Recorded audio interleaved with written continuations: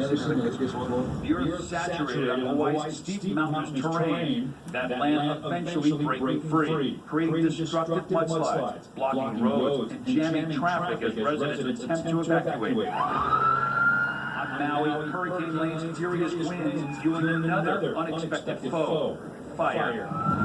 Several fires breaking out on that island, forcing residents to flee there. The island's mountainous terrain keeping the rain at bay in some areas, but fueling the strong winds in others. This is like a huge fire. Authorities saying those high winds taking down power lines, sparking and then spreading brush fires. The wind was predicted to get 3 fires last night. 3 fires consuming over 23 acres as crews battle to bring them under control. Archie Benitez is in Maui. Here on Maui, we're still getting some rain, and even though Lane is a more disorganized system, parts of Hawaii will be getting rain all weekend long. The combined force of the storm interrupting power to at least 4,000 residents, and according to the Red Cross, forcing more than 1,500 people into only 36 shelters across the state.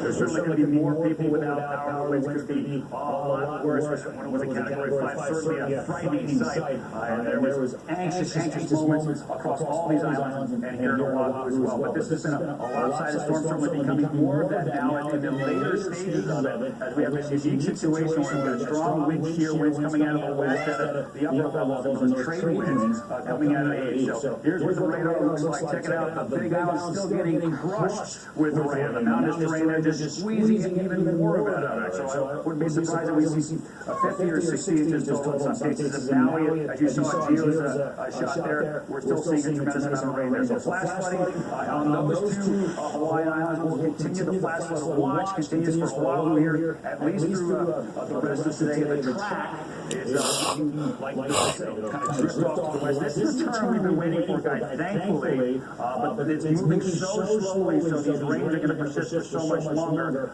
flooding and probably more mudslides to come here in the next couple of days. yeah, and